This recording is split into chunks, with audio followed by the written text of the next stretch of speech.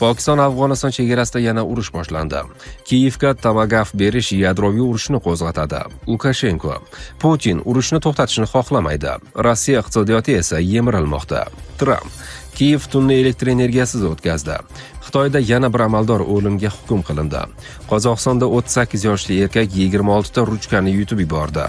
Metan zapravka yopiq bo'lgani uchun norozilik bildirganlar qamaldi. Endi esa batafsil. Assalomu alaykum aziz vatandoshlar. Siz Rossiyada ishlayapsizmi va hujjatlar bilan qiynalmoqdamisiz? Biz sizga barcha rasmiy, tezkor va ishonchli xizmatlarni taqdim etamiz. Registratsiya, трудовой договор, удемление va Turkmaniston fuqarolari uchun 1 yillik ishchi viza. Hammasi qonuniy, ishonchli va eng muhimi tezkor. Batafsil ma'lumot uchun ekraningizdagi raqamlar orqali bog'laning. Pokiston-Afg'oniston chegarasida yana urush boshlandi. Tolibon kuchlari va Pokiston chegarachilari o'rtasida qurolli to'qnashuv sodir bo'ldi. Bu haqda voqea guvohlariga tayanib Tolo News xabar qilgan. Hodisa 15-oktyabr o'tar kechasi ikki davlat chegarasi yaqinida sodir bo'lgan. Guvohlar o'q ovozlari uzoqdan eshitilgani, ikki tomon ham og'ir qurollardan foydalanganini aytgan.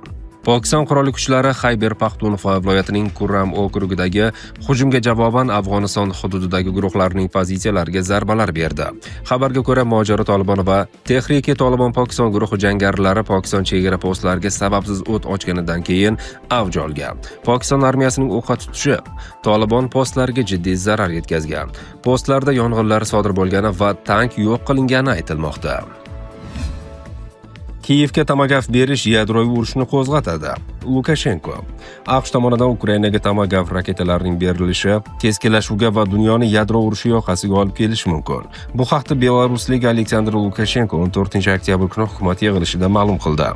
Lukashenkoning so'zlariga ko'ra, Rossiya rahbariyati Ukrainada tinchlik o'rnatishni maqsad qilgan. Hech qanday prezident masalani hal qilmaydi. Bu yadro urushigacha bo'lgan vaziyatni keskinlashtiradi. Ehtimol buni Donald Tramp hammadan ham ko'ra yaxshiroq tushunadi. U prezident Zelenskiy umid qilganidek, bu o'lim qurolini berishga va Rossiyaning ichkarisiga zarba berishga ruxsat berishga shoshilmayapti, deb ta'kidlagan Lukashenko. Putin urushni tugatishni xohlamaydi. Rossiya iqtisodiyoti esa yemirilmoqda. Tramp: AQSh prezidenti Donald Tramp Argentina prezidenti Javier Milei bilan uchrashuvda Vladimir Putin shunchaki Ukrainadagi harbiy harakatlarni tugatishni xohlamaydi deb bayonot berdi. Men juda ranjidim, chunki biz Vladimir bilan juda yaxshi munosabatda edik va ehtimol ular hozir ham shundaydir. Men tushunmayman, u nega bu urushni davom ettirmoqda, dedi Tramp. Uning so'zlariga ko'ra, Rossiya prezidenti mojaroni ancha oldin tugatishi mumkin edi, lekin bunday qilmadi. Bu urush unga juda yomon ta'sir qildi. U endilikda 4-yil urushga kirmoqda. Holbuki uni bir haftada yutqazishi kerak edi, deya qo'shimcha Amerika rahbari. Tramp shuningdek Rossiya iqtisodiyoti yemirilmoqda, mamlakatda esa benzin uchun navbatlar borligini ta'kidladi. Metan zapravka yopiq bo'lgani uchun norozilik bildirganlar qamaldi. Toshkent viloyati Chinoz tumanida yo'lni to'sib, ommaviy tartibsizlik keltirib chiqarmoqchi bo'lgan 2 kishi bir necha yillarga qamaldi. Jinoiy ishlar bo'yicha Oqqo'rg'on tuman sudi ularga nisbatan hukm chiqardi. Ular avvaldan til biriktirib, 2025-yil mart oyida Toshkent-Termiz yo'lining Chinoz tumanidan o'tgan qismida avtomobil yo'lini to'sishga uringan. AO ijtimoiy tarmoq orqali fuqarolarni ushbu harakatga chorlab, odamlar orasida norozilik uyg'otishga harakat qilgan. Keyinchalik ular yo'lni yuk mashinasi bilan to'sib, tirbandlik yuzaga kelishiga sabab bo'lgan. Sud qaroriga ko'ra, AO bir necha moddalar haqorat qilish, ommaviy tartibsizlik uyushtirish va jamoat xavfsizligiga tahdid soluvchi materiallarni tarqatishda aybdor deb topilib, 5 yil 6 oyga ozodlikdan mahrum etildi.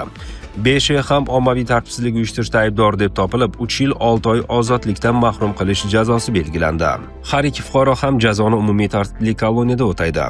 Sud hukmi ustidan qonunga belgilangan tartibda Toshkent viloyati sudiga shikoyat yoki protest berish mumkinligi aytildi. O'zbekistonda ommaviy tartibsizliklar sodir etish maqsadida o'quvdan o'tganlik hamda ushbu faoliyatni moliyalashtirganlik uchun javobgarlik belgilangan. Shu yil 27-martda imzolangan qonun bilan Jinoyat kodeksining 244-moddasiga bunday noqonuniy harakatlar uchun javobgarlikni belgilovchi o'zgartirish kiritildi. Kiyev tunni elektr energiyasiz o'tkazdi. Ukraina poytaxtining markazi va bir qancha tumanlarda elektr energiyasi uzildi. Bu haqda Kiyev shahar hokimiyati ma'lum qilgan. Ma'lumotlarga ko'ra, Kiyevdagi elektr inshootlaridan birida tarmoqning haddan tashqari yuklanishi tufayli muammo yuzaga kelgan. Galasevskiy, Shevchenkovskiy va Pecherskiy tumanlarida elektr ta'minoti qisman uzilishlar sodir bo'ldi, deyiladi Telegram kanaldagi xabarda. Shuningdek, elektr ta'minotidagi uzilishlar tufayli ayrim metro bekatlarida qisqa muddatga kuchlanish pasaygani, tizim zaxira quvvatiga o'tgani qayd etildi. Uzilish 1 daqiqagacha davom etdi. Hozirda barcha stansiyalar normal rejimda, metro esa uzluksiz ishlamoqda. Ma'muriyat ma'lumotlariga ko'ra, hozirda mutaxassislar elektr ta'minotini tiklash ustida ishlamoqda. Qozog'istonda 38 yoshli erkak 26 ta ruchkani yutib yubordi. Qozog'istonda 38 yoshli erkak do'sti bilan garov o'ynab, o'nlab ruchkalarni yutib yubordi. Bu haqda Marsh Telegram kanali xabar qilgan. Ma'lumotlarga ko'ra, voqea Chimkent shahrida sodir bo'lgan. Erkak do'sti bilan garov evaziga 26 ta ruchkani birin-ketin yutib yuborgan. Shundan so'ng uning qornida og'riq paydo bo'ldi va shifokorga murojaat qildi. Shifokorlar begona narsalarni olib tashlash uchun 2 soatlik jarrohlik amaliyotini o'tkazishdi. Endoskop yordamida protsedura kesmalarisiz amalga oshirildi. Erkakning tanasidan barcha 26 ta ruchka muvaffaqiyatli olib tashlandi. Xitoyda yana bir amaldor o'limga hukm qilindi. 14-oktyabr kuni Xitoyda Van Bo ismli mansabdor poraxo'rlikda ayblanib o'limga hukm qilindi. Bu haqda China Daily xabar qilgan. Hukm Xubey provinsiyasi sudi tomonidan chiqarilgan. Van Bo Ichki Mo'g'uliston muxtori viloyatida Xalq kongressi doimiy qo'mitasi raisining sobiq o'rinbosari edi. U umrbod siyosiy huquqlardan mahrum qilindi va uning barcha shaxsiy mol-mulki musodara qilindi. U 2003-yilning 1-yarmidan 2024-yilning mayigacha o'z mansab mavqeini suiiste'mol qilib, jami 449 million yuan, 58,5 million dollar miqdorida pora olgan. Sudlanuvchi o'z aybiga to'liq iqror bo'lgani va tergov bilan hamkorlik qilayotgani uchun hukm ijrosi 2 yilga kechiktirilgan. So'nggi bir necha yil ichida Xitoyda korrupsiyaga qarshi keng ko'lamli kampaniya natijasida ko'plab amaldorlar o'z lavozimlarini yo'qotib qamoq jazosiga, jumladan umrbod qamoq jazosiga hukm qilindi. Xitoyda shartli o'lim jazosini olgan mahbus sinov muddati davomida yangi jinoyat sodir etmasa, uning jazosi umrbod qamoq jazosiga o'zgartiriladi. Agar mahbus o'zini yanada yaxshi tutsa, uning qamoq muddati yengillashtirilishi mumkin yoki u shartli ravishda ozod qilinishi mumkin. Biroq Vanning ishida sud agar u o'zini yaxshi tutsa ham jazo muddatini qisqartirish yoki shartli ravishda ozod qilish imkoniyati bo'lmasligini, ya'ni umrning qolgan qismini faqat panjara ortida o'tkazishini aytdi. Sud hujjatlariga ko'ra, Vanning faoliyati poraxo'rlik jinoyatini tashkil etadi va u o'limga hukm qilinishi kerak. Chunki uning pora miqdori nihoyatda katta bo'lgan va jinoyatining holati o'ta og'ir bo'lib, mamlakat hamda xalq manfaatlariga katta zarar yetkazgan. 67 yoshli Van o'z faoliyatini 1977-yilda boshlagan va 1986-yilda Xitoy Kommunistik partiyasiga a'zo bo'lgan. U o'nlab yillar davomida Muxtor viloyatida turli lavozimlarda, jumladan Baotao merosining o'rinbosari va Xuxoto meri lavozimlarida ishlagan. U 2018-yilning boshida mahalliy oliy qonun chiqaruvchi organ, viloyat xalq qurultoyi doimiy komissiyasi raisi o'rinbosari bo'ldi. 2024-yilning iyun oyida u partiya intizomi va milliy qonunlarni jiddiy buzganlikda gumon qilinib, tergovga tortilgan.